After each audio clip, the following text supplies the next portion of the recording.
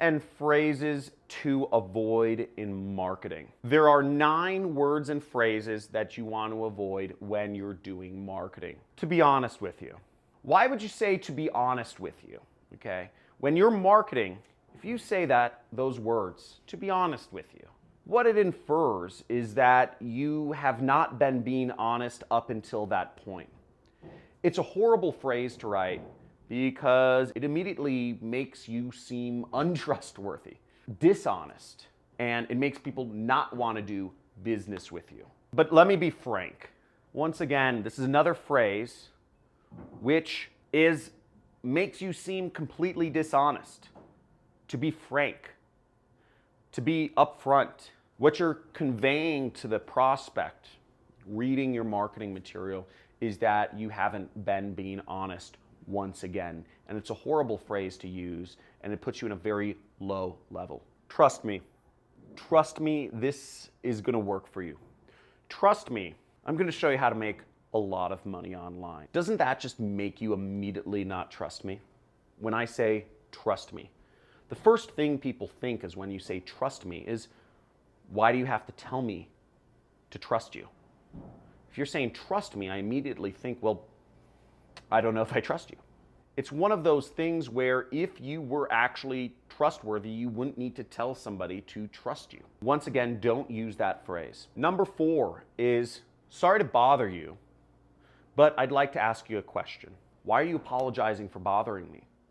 It immediately puts you at a level that's lower than the person you're trying to sell to. Why are you worried about bothering them? If you have something of value to give to the person, they should be bothering you. You should be talking to that person. You shouldn't be bothering them. If you have something worthwhile to say, why would you even worry about bothering that person? Makes no sense. If you're saying sorry to bother you, the first thing I think is you're probably bothering me and I don't want to talk to you. Buy my training course. Buy my Rock'em Sock'em robots. People don't want to buy. Because when you say buy, you immediately insert tension into the conversation. You immediately insert tension because where people's brains go when you say buy is you immediately make them think, well, if I buy something, I'm going to have to spend money. People think buy, they think spending money. I don't want to buy something. I don't want to spend money. But I would like to own this. I would like to enjoy this game now. Okay? Own something has a different connotation. Okay? Owning something is a benefit, whereas buy is a negative word that'll push people away. It'll make them think of their wallets. Contract. After we finish the call, I'll send you the contract. Now, contract is a word that you don't want to use. It's another word to avoid. Because a contract sounds binding. It sounds like a long-term commitment. It sounds like a legal thing that is a bit icky. I don't want to sign a contract. Can't we just agree? People don't like commitments. I don't like commitments. You might not like commitments. And a contract seems very committee. So don't use the word contract. You can use a different word instead, such as paperwork or something a little less invasive than contract. Submit your email.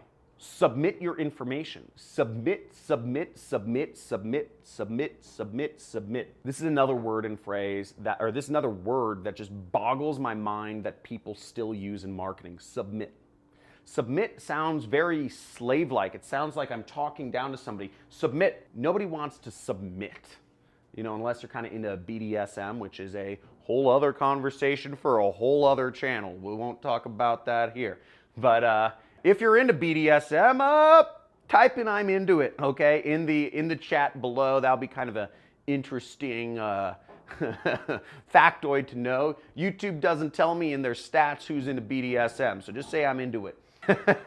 Weird turn of conversation. But submit is not a good word to use in marketing.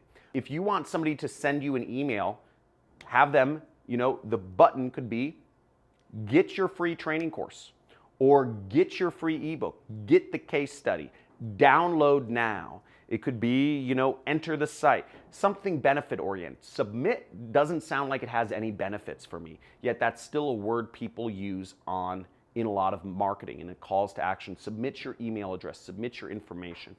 Very bad word, never use it. The 8th word to avoid using in marketing is the word unique. Check out my very unique product. Check out my unique sound recording device.